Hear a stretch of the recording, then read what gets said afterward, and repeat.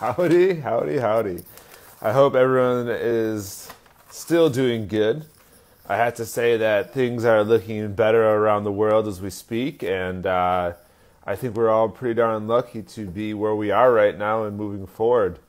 So just wanted to, just gonna bring in our guest right now. Nathan is actually a really good luck today. Today is Earth Day, and we have a landscape architect. That was not planned. Synchronicity. Isn't that amazing? Sometimes it just works out. Hey, Nathan, it seems like we have a little bit of lag with your mic to when it actually reaches the phone. I'm not sure if it's connected properly. Let me see. Can you hear me now? Yeah, there's a little bit of a lag, but we'll just work on that one, which won't be too hard. But it's a lot better than it was before. Okay, great. So how are you doing today? I'm doing well. We've been fortunate to be very busy throughout this exciting new normal that we are living in. I think, whoops, trying to balance all the same issues that that the rest of the professional world is. Trying to find a way to work from home and deal with these kind of changing responsibilities. But so far it's week 6 of work from home for me. So we started very early. So just trying to stay sane and keep the work going. Awesome. That's amazing to hear that you guys started early, and that's really great to hear that you guys took this serious and had support system there that was supportive of doing the right thing early on and looking at the world in a serious manner. Well, we travel, OJB has built its business on being a national and at times international brand. And so I've been regularly on, planes every 2 weeks, traveling for multiple days. When this first kind of started up, I even had a moment where I was like, it's not a big deal. And very quickly, I kind of was like, oh, yes, it is. But Jim Burnett, founder of the firm, had a very clear idea early on that we needed to not travel. You get used to your schedule, right? It took some acclimation. But by and large, it's been really good. It's really fortunate because we've had the projects that I'm working on have had a series of kind of stacked deadlines, and so trying to stay on top of all that would have been really difficult if I was doing it on the plane all the time. So before we get too far into OJB, let's get to know you a little bit. It'd be great to hear a little bit of background of where you're from and your education. Sure, happy to do that. Again, thank you for having me on. Really appreciate it. It's nice to have a little bit of variety. So I'm from South Louisiana. I was born and raised in Baton Rouge, and I went to school at LSU, which is Go Tigers, #1 landscape architecture program consistently. But I actually I came at landscape architecture very circuitously. I was really a strong math and STEM person, so I didn't really, never really thought of myself as a creative person somehow. But I did lots of other creative pursuits, but I was very analytical, super strong math skills. I thought I was going to be a robotics engineer. I was going to get a bachelor's in EE and go on and get like a master's. And I ended up not being well suited for the hard sciences. So there were a few. I bounced around a little bit. I went to software engineering, interesting, but kind of felt tied to a computer for the rest of my life. Wasn't really the kind of overall outcome I was really looking for. And so I found my way to horticulture. Horticulture was more about, in Louisiana anyway, in Baton Rouge, very much about, like landscape and having that kind of business or nursery. And I wanted to do stuff in the field, but I had classmates, and then also my then girlfriend, now wife, was going through some early landscape architecture classes. She's also a licensed landscape architect from LSU. And so I was looking over her shoulder at all this cool stuff she was doing and was like, wow, I think I can do this. This seems pretty cool. There's some math involved in grading and things together. And that always resonated, the systems approach to things, how do the bigger pieces all fit together. And so I ended up getting the degree. worked in Baton Rouge for a little while in a very small design build shop doing, conventional Southern landscapes, azalea, great stuff, good work. But I really wanted to, grew up in the South and really wanted to go on and see another part of the country. I had interned briefly. Transit still going in the corona lockdown. But I interned at DC at ECBO Dean Austin, EDAW at the time before they were absorbed into AECOM. And, I had a great taste of both planning and landscape architecture. I had a little bit of construction experience from my design build work. And so I ended up going to Dallas and worked for a small boutique practice there, Talley Associates, and had worked directly with the associate principal, learned a tremendous amount about how to put, drawing sets together. The firm founder was a JJR alum, so he was a big design guy. Really loved to draw. We spent a lot of time hand rendering plans, which was delightful, super fun. Still one of my favorite tasks. We get paid to color stuff sometimes. Pretty good gig. And then I had right as I was sort of starting to look for new opportunities at my Dallas job, I had a friend that I had made at a lecture at UT Arlington, Biff Sturgis. He reached out and said, "Hey, I have an opportunity. I've just started this great company. I think you'd be a great fit. You're in Dallas. The firm founder is going to come through." So I actually did an interview. I thought I was going to go to the Houston office. I interviewed in Houston. That was closer, and it wasn't. Houston's a great city. It wasn't where I had imagined I was going to go, but I was prepared to do it because the opportunity was so tremendous. And in the middle of dinner at a Stephen Piles restaurant in Dallas, they were like, "Well, have you ever considered California?" And it was like, the scene in the movie where the record skips and everybody turns. And I hadn't, but I was really, so I didn't realize it was kind of an option. And that was 12 years ago. By January of 2008, which was not great timing, I started a new role in OJB Solana Beach. And I've been there, a little over 12 years now, 12 and some change. I'm now a principal, started as the senior associate. And it's been a really good ride. We get to do a lot of really amazing projects. I work with some very talented, creative, very sharp people.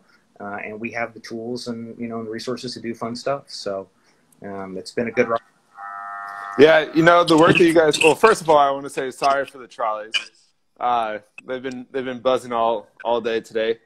But something that's been really kind of fun to see with you is your love for the outdoors as well. I mean, on top of this amazing career that you've shared with us, something else that's really, really prevalent in your life, and if people check out your profile, is that you don't just speak about landscape architecture and why it's important and the love that you have for it, but you truly love nature. When did that start?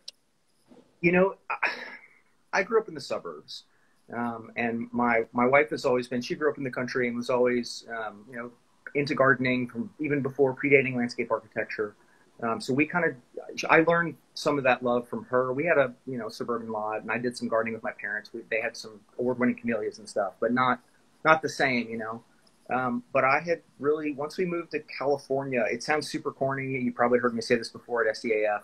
Moving to California changed my life. In South Louisiana, it's super hot, it's super humid. There's activities outdoors, but it's the kind of outdoor living that is, out here in the West is just totally different. And so Dallas, lots of great dining, great, see and be seen crowd, but summertime in Dallas is also pretty tough. And the Blackland Prairie, which is that weaker region there, can be really, I got a low battery warning, sorry. Can be really inhospitable. And so moving to California where, I came here in November for my first interview and it was, 70 degrees. It was rainy and cold in Dallas. It was like perfect weather here. And so we started exploring San Diego through the work of Jerry Shads, the Foot in the Field guides, and starting to see the places and try to take try to find the analogs to the landscapes of my home here in Southern California. And they're not really the same thing, but we ended up falling in love with the desert, and then spent increasingly more time out in the desert, and then started spending time in Utah, saw the Narrows and Zion National Park, and we're there on our first trip. And coming out of the Narrows, we did this kind of remote wilderness backpack where you camp on the river. It's this profound, incredibly sacred experience. And as we're leaving on the last day, these guys come rappelling down the side of one of the cliffs into the Narrows. I was like, whoa, what is this? Not a lot of rock climbing or canyoneering in South Louisiana, surprisingly. Yeah. And so, talked to the guys about it, and they kind of gave me some information. And we came back the next year. We've been making sort of annual trips to Zion for a while now. And took some lessons after the canyoneering trip, and I was hooked. Something about it, it's both the self-reliance, and also it has some inherent risk in it. I hate to say it, but I'm almost more intrigued now in things as they're a little bit more dangerous. I get a little bit more interested. So all this outdoor activity, though, is really part of trying to get away. Our modern life is so hectic. It's so busy. You're always connected. So we started to look for those experiences and opportunities where we could just get away and be away, not have the phones go off, not have to be free of emails, that kind of thing. Because I'm very into my project work, and I try to be really attentive to consultants and clients and coworkers and all that. And that's a choice that I make, right? But getting to have the contrast of that is also really great. And so we've been doing that now. This has actually been the hardest part of the quarantine for me. We've done it pretty diligently too, going to the store, and that's about it. I've not really left the house much in 2 weeks recently.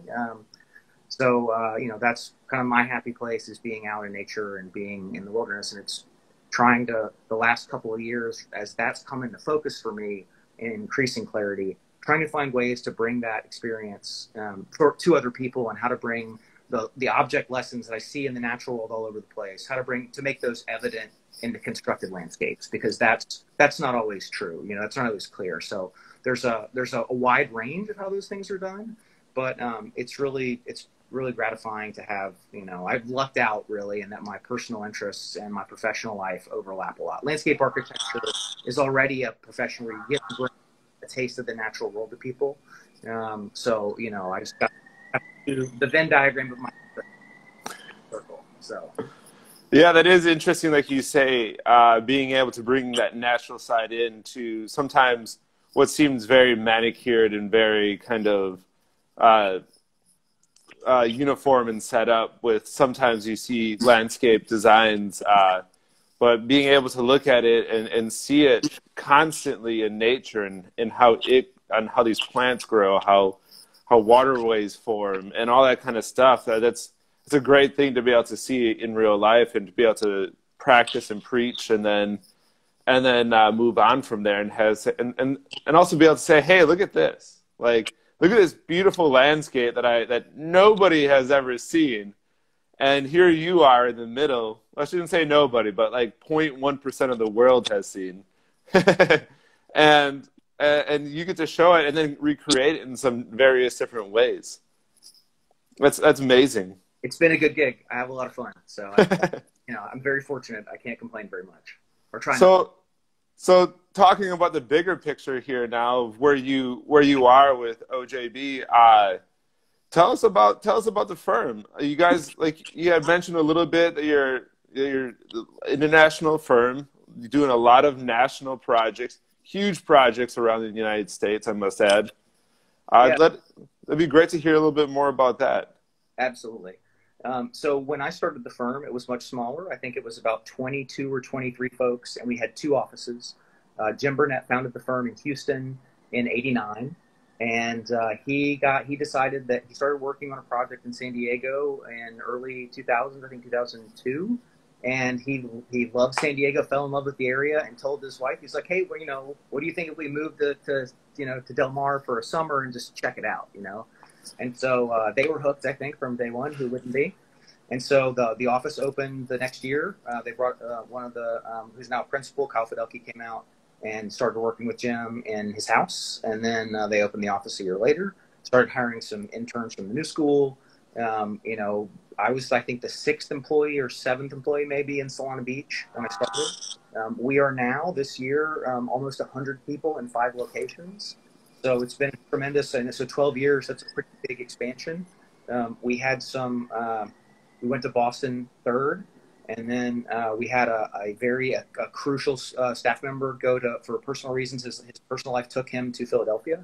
And so he was too valuable to lose. Sam, left buddy. They ended up, we built a small office there around them. They have a great talent pool. The Northeast is a fantastic place. There's lots of very, very sharp people, great landscape architecture, designers, all that. So it was a natural fit. And then another talent acquisition. One of our former clients, Tara Green, who ran Clyde Warren Park, which was one of my projects. She was looking for a new opportunity, and we said, gosh, we talk to you all the time about this work. What do you think about, instead of loving one project, what if you helped us figure out how to love all these other projects all over the country? And so now the offices, we've been very fortunate. We have a solid business organization, some very talented creative people, good relationships. And we're fastidious, so we've been blessed. We have a lot of incredible commissions every year. It seems like we're always saying, wow, or it's always a new and a better and more, and these incredible opportunities with visionaries all over the country. We try to stay domestic, just because you have we've all spent a lot of time on long international flights, and it's not as gratifying for our local team. Professional development is really important for us, and trying to keep our staff engaged in the work, learning from the things that happen, and just, from your architectural work, seeing it in the field, and from your early drawings to seeing the contractor, the first time the guy in the field is like, would you really build it this way? And you're like, ooh, no, actually. Those are profoundly, impactful experiences as a young professional. So by focusing on that, we're much more successful in that. It has to be very beneficial to have all the offices around nationally, because so many different climates have different needs, and being able to, having the outreach that you guys have, but being able to have the offices that specify in those, that are specifically in those regions, that know the plans, that know the weather patterns, that has to be a huge benefit, and a huge benefit for OJB, and the ability to perform a task that's above and beyond what maybe some other people can do. Right. Well, having regional experts is really critical. That's been our practice. Has been, we have always traveled to the projects, and sometimes it was hard. Surprisingly, it's difficult to get people to come from the East Coast to San Diego. So, it's been a great choice for us. We have, and life takes you in some interesting directions.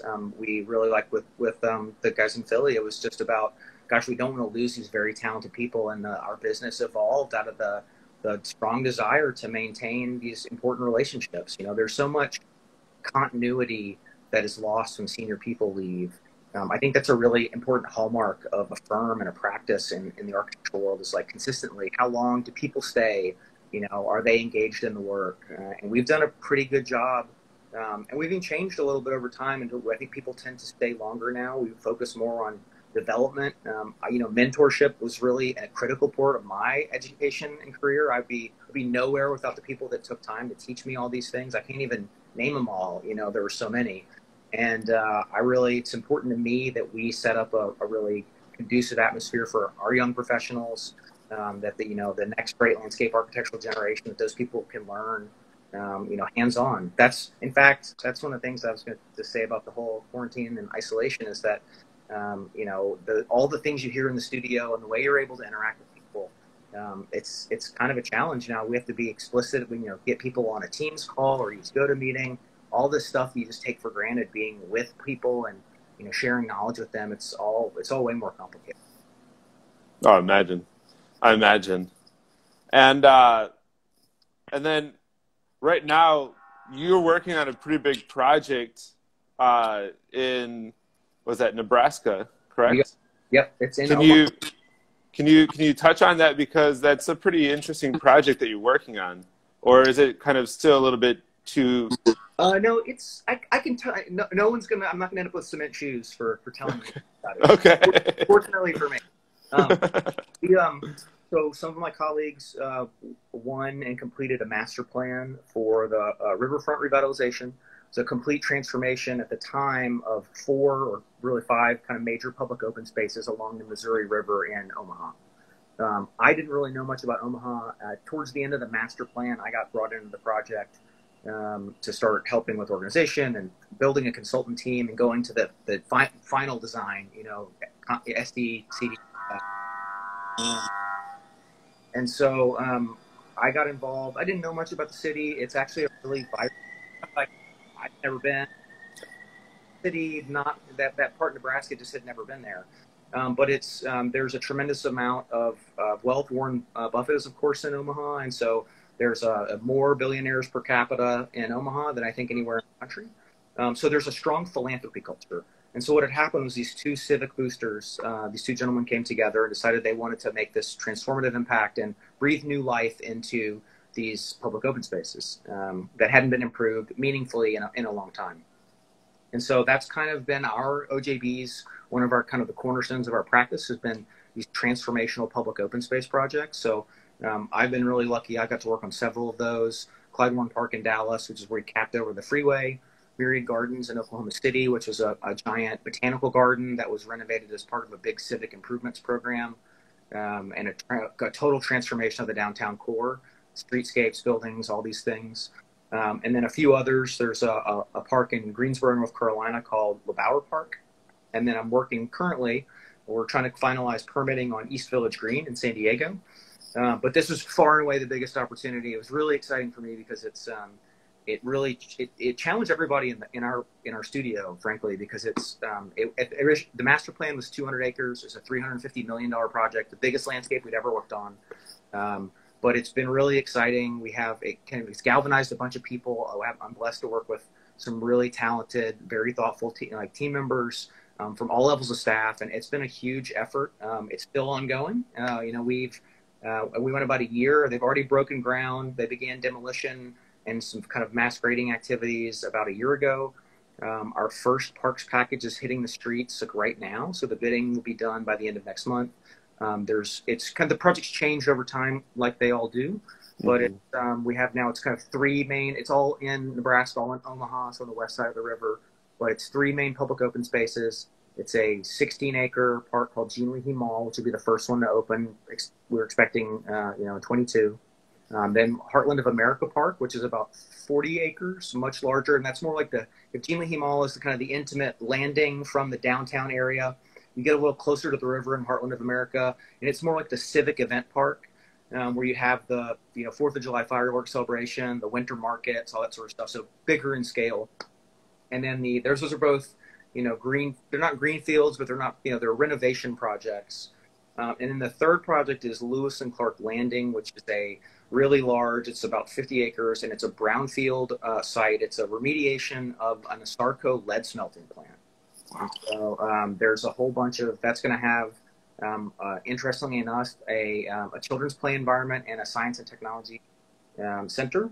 So there's some really interesting, really cool things that are coming together. It's a really exciting project to work on. It's the most complicated thing I've ever had the opportunity to work on, and it's consumed me for the last 2 years. It consumed a lot of people on our team, honestly. Yeah, my question for that is, you guys have to think in such large pieces of land. I know this is getting long, but I just have to ask this question: how do you guys think about how does the team think about that kind of large mass of land and how to break something up and how to go about and attack these little pieces? It's been part of the challenge. And part of it too is the project, the work has evolved in different stages along the way. The projects are not all they're staggered somewhat, thankfully, because it would be a big challenge to do them all completely simultaneously. But we started again at a master plan, went through concept design. The parks early on were identified as each. So that helped kind of frame some of the discussions that we've had. Things have evolved over time. And, you know, there's more of a kind of a family and children's orientation along the river. Again, the Heartland of America is the big civic park. So and Jean Leahy Mall is closest to the downtown core, and where all these folks are going to just be coming, you know, on your lunch break, you come out of the building, you have an hour, you know, you go do you get to see and be seen in the park, or maybe just go grab a sandwich. But all of our programming, design programming, and then our activation strategies is a really big part of our practice, is thinking about how our clients use it. You know, there's concerts, there's events. How do you build the physical infrastructure? Is there food? We've got some really cool, really exciting play environments, you know, really trying to raise the bar on what that means. It's also been really important for us to weave, it's an existing renovation site, right? So there's all these pieces of infrastructure that we have to accommodate. So there's a lot of Omaha that's actually, we're retaining a lot of the site. There's some really iconic elements that if you grew up in Omaha in the last 20 or 30 years, you know these things. The downtown slides at Jean Leahy Mall are a thing. And so we're taking some of these pieces that are familiar to people and rethinking them, making them more exciting. And I think it's going to be really cool. But we're still, to your question, we're constantly zooming in and out of scales, because sometimes you go, just like any design project, right? You go through the process and you get there and sometimes you really like what you did. Sometimes you got 75% of it right. You got to keep iterating. That's one thing that our practice is really big on is studies. We do lots of design studies, lots of options. Earlier the better, usually, right? Trying to figure out, is there a better solution? Do we keep working? And we don't work in a vacuum. Our work is always informed by the client, first and foremost, but also there's technical constraints, there's the aesthetic concerns. So we're constantly trying to reevaluate, make sure we have the best ideas, and try to get all those things designed and built in the time that we have, which is always the fun part of the challenge, right? Amazing. That's really a challenge. And I give it to you guys for constantly going back and, like you said, looking at different scales and not just getting, that must be really hard not to get stuck in just looking at one scale of saying like, oh, like, let's just look at this overall and paint a picture and then say, here you go. That must take a lot of time, and I really give it to you guys. And it shows in your work that you guys do look in the different scales.